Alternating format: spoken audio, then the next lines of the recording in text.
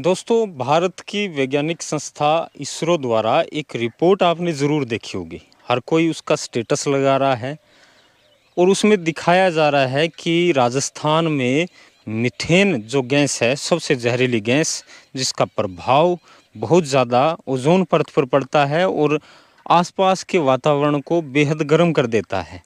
और इन 4 शहरों के नाम है वो डिटेल किए गए और उन 4 शहरों में तारानगर भी एक स्थान है।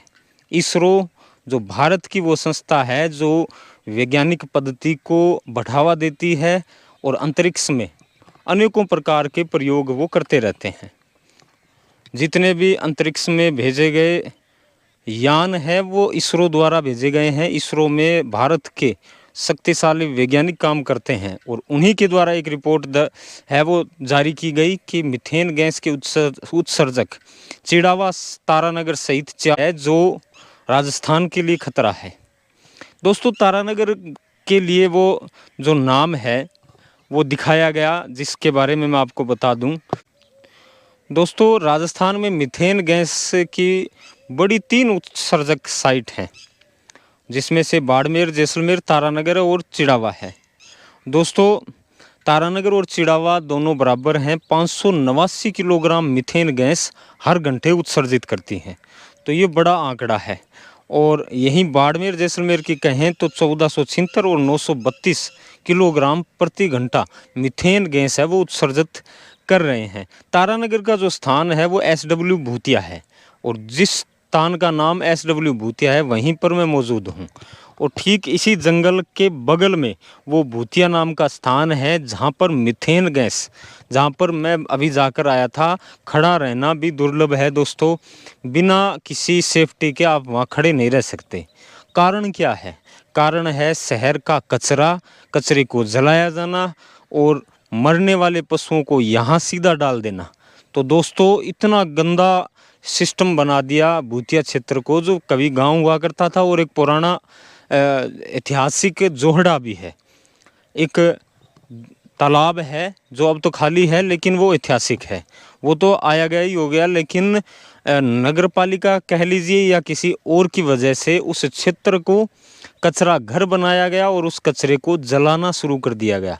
दोस्तों, जलाने से और उन जो मरे हुए पशुओं के मिश्रण से जो गैस उत्सर्जित हो रही है वो उसे मीथेन गैस कहते हैं। और वो मीथेन गैस 589 किलोग्राम प्रति घंटा, मतलब 1 घंटे में 589 किलोग्राम वो उत्सर्जित कर रही है, उत्पन्न गैस कर रही है। तो वो खतरा है। तारानगर इतना गर्म क्यों है? यही वो कारण है। जो इसरो की रिपोर्ट है उसमें बताया गया है कि तारानगर और तारानगर का आसपास का क्षेत्र इतना हीट दे रहा है, इतना गर्म है। गर्मियों के अंदर सबसे ज़्यादा गर्मी इसलिए पड़ रही है कि तारानगर के इस स्थान पर मीथेन गैस का उत्सर्जन सबसे ज़्यादा है। तो दोस्तों, इसका बड़ा कारण क्या है? आप और हम हैं, बिना कोई देखरेख, बिना किसी जानकारी के नगर पालिका और शहर के जो साफ सफाई कर्मी या साफ सफाई करवाने वाले जो मुख्य अधिकारी हैं, उनकी सबसे बड़ी गलती है, जिन पर अब रिपोर्ट साझा होगी, रिपोर्ट बनेगी और उन्हें आगाह किया जाएगा और इस क्षेत्र को जल्दी से जल्दी क्लीन करवाया जाएगा।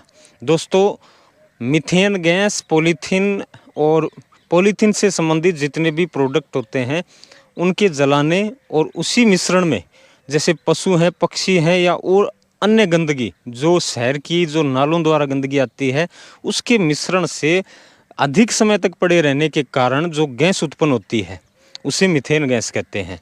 और वो मीथेन गैस हीट बनाती है और यूँ समझिए जो पर्यावरण को संतुलित रखने का कार्य करती है, ओजोन परत, वो भी क्षतिग्रस्त सबसे ज़्यादा हो रही है। तो दोस्तों, इस पर ध्यान देने की आवश्यकता है, क्योंकि ये चर्चा में इन दिनों में 2-3 दिन से चर्चा में है। और इसी क्षेत्र के देखिए, एक बात ये भी, मैं वन विभाग की जो कार्रवाई है बड़ी शानदार है। वन विभाग क्षेत्र में अभी खड़ा हूँ, यहाँ ऑक्सीजन लेवल सबसे ज़्यादा है।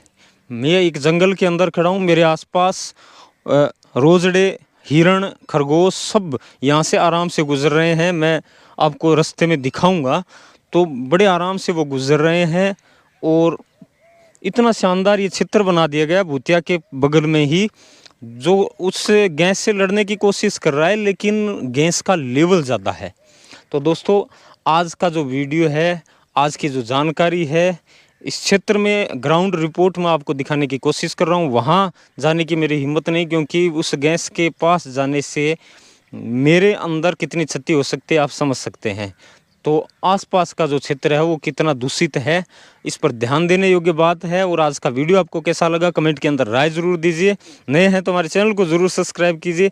आज के लिए बस इतना ही। कल रात 8 बजे फिर मिलेंगे एक नई घटना के साथ। बहुत बहुत धन्यवाद। जय हिंद, राम राम।